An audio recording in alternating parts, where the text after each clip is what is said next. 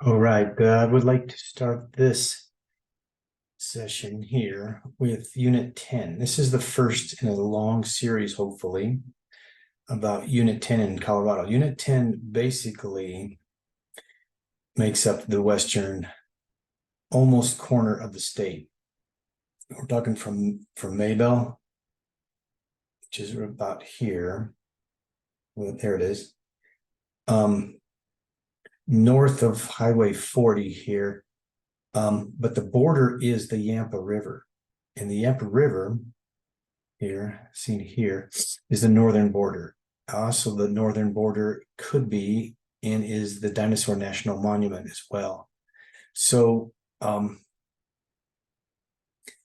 you can hunt up to the border, but not in the National Monument for dinosaur. There is also some elk hunting in Unit 10 near and around Rangeley. North, I believe, Highway 64 here, which you see, is north of Highway 64, all the way up to either the Yampa River or the Dinosaur National Monument. So it's basically 830 square miles. It's big. It's a big unit. You can't see it all. You can't hunt it all. And because it does require many points, so like 25 or more. That changes occasionally, so check with the Colorado Parks and Wildlife for the actual number of points you need to draw on this unit. So it is very lightly hunted, especially since the disastrous winter of 2022-23. The elk population took a big hit, and so did the deer, and so did the antelope. If you are hunting, and this is all public knowledge, this is all public land. Even Colorado Parks and Wildlife suggest hunting in the same areas I'm suggesting you. The first one, and one of the good ones, I think, is going to be Moosehead Mountain. And Moosehead Mountain is accessible from this road that goes to the Dinosaur National Monument. And it's a very nice, freshly paved road. You pick it up right off of Highway 40. And there is a building here. There is a sign, and it goes up and it gets steep. It goes up pretty quickly from about 5,000 to 8,000 feet in elevation, pretty quick. So it gets steep right around here. Now your nearest gas station, and this is important because if you have a truck that is a gas hog like mine, Dinosaur has a gas station. That's the good news. If you're looking for food, though, the closest place could be Rangeley. If you want to go to Rangeley, it's still quite a stretch. It could be closer if you go to Vernal, Utah, which is just down Highway 40, about 30 minutes or so from the border. So Dinosaur is your nearest town for gas. Vernal, Utah, or Rangeley are your closest places for food. There is no gas between Dinosaur and Maybell. That's about 50 some miles. So just be aware. You can put a lot of miles on the truck real easily. Now back to Moosehead Mountain. Moosehead Mountain is serviced by a BLM road, 1520. That starts right here, actually, on the map. There is a sign, there's parking. If you don't have a height clearance vehicle, or if you don't have a good four-wheel drive, basically there's no signs for this road. There may be a sign near the road, but there is definitely a sign at the parking lot giving you a map and descriptions and telling you some local details. This is BLM Road 1520. So you can park a horse trailer here, you can park a camper here. So not a lot of parking, but some parking. The road itself is relatively flat. It's not a bad road. Even when it gets wet, there are some sections that can get rutted and muddy. But for the most part, it is not a bad road. You could take it with most vehicles. I would suggest going all the way back to the very end, which is near the The gate, basically. This old road here, forget about it. It's nothing really in action. I would disregard it. There is a nice, here it is, going along the road here. A nice watering hole. Now, as of October 23, this had water in it. So it's a pretty deep and good runoff. So cattle will use it. There are cattle in the area. There's a cattle ranch nearby. Most of the southern border of this road, BLM 1520, is wilderness. So all the treed area here, all the canyons here, all wilderness study areas for the BLM. The Willow Creek, I believe, study area is what it's called. You can hunt there. You can hunt all along this road. It's all BLM. When you get to the end of the road, and here's the end of the road, there is another water hole. This one was empty. It was dry as of October 23. But you can see there is ample parking. There is pullouts. You could park and camp here. You can park and camp there. This area specifically right here, you see all of the game trails. These are mostly cattle trails, but you see how far they go. There's a lot of activity in this area when it comes to elk and cattle, deer as well. But this area was very green. It was very green in October.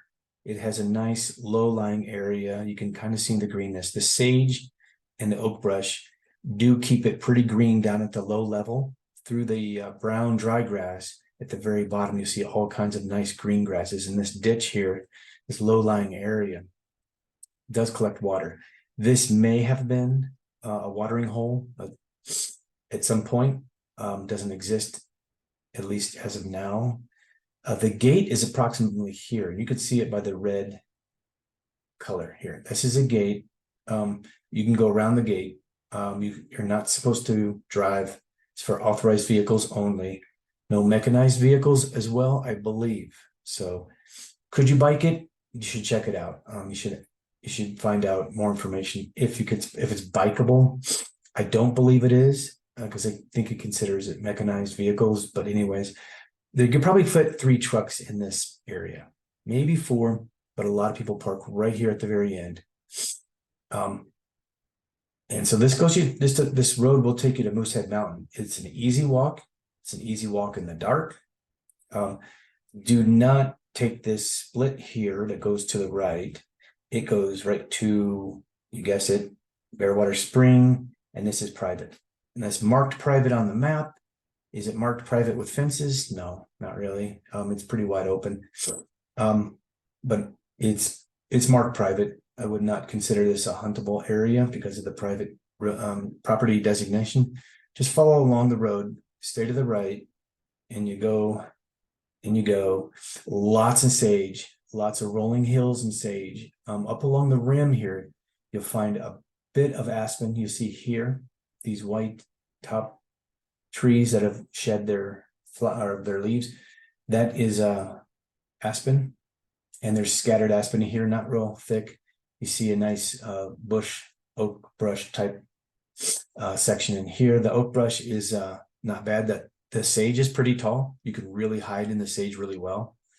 The oak brush is really thick and tall in some places. You come along this big wide open section here though, giant. And basically we're getting closer to Moosehead Mountain, and there it is. This road will actually take you past a little solar site here, little solar panels. For whatever reason, there's some solar panels up there. Who knows? But this takes you to Moosehead Mountain. Generally, hunting in and around this area is pretty good. You see a nice water tank up here. So there is water in the area, and water is critical to the area. So elk need to drink water every day. And you see there's a few places where they can do that, as long as there's also puddles that develop here and there. Is it specifically where to hunt in Moosehead Mountain? I do not know yet, but this is generally a good area. Okay, it's gonna produce bugling elk. You really got to go in about 3 miles, maybe more, but you can, because the road exists, and it becomes faint, and there's also faint roads in here as well. It's all huntable, it's all BLM. So enjoy this little section. This is just an intro to Unit 10. And I just wanted to give you an idea, where might you go? The next episodes are going to include more information about this Road 16. If you want to hunt the northern section of the unit, take Road 16, and it does come off of Highway 40. Now, good luck finding the road off of Highway 40, but here it is. There's not a lot of signs. You really got to use your maps to find Road 16. So it's basically called what here, Wolf Creek Road. It may be a sign for that. Maybe, maybe not.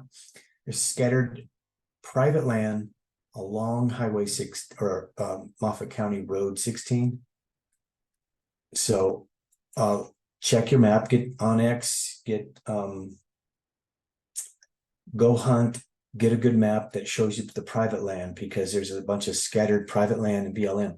Basically, if you do want to hunt, we'll talk about it more in the upcoming sections, upcoming episodes, north of Highway 16. And you see there's still a lot of roads in here. But at some point, you're going to get blocked by the Dinosaur National Monument. But I just wanted to mention Road 16. That is going to be in future episodes. And we are going to take a good look at anything north of 16, including Tanks Peak and the draws that flow from the National Monument and then south. So basically this section here, almost all the way to the state line. There are some good areas to hunt in here. This is generally higher level. Moosehead Mountain is about 8,500 feet. Tanks Peak is, let me see here, if it will tell us. Tanks Peak, 8,700 feet. So there's more elevation as you get up here. As you can see, it's a bit more rugged as well. I'd say an easier hunt is off of Moosehead Mountain as far as walking goes, but you got to put in the miles. And Martha's Peak, Tanks Peak, these are all mentioned. The Colorado Parks and Wildlife suggest these areas as well. If you have enough points to hunt Unit 10, I would seriously consider Moosehead Mountain in areas from Tanks Peak all the way to the border of Utah, along and north of this Moffat County Road 16. So that's it for the intro to Unit 10. I'm going to also post some information on YouTube about more specific areas as time allows and the gas budget holds up. Thanks a lot for watching.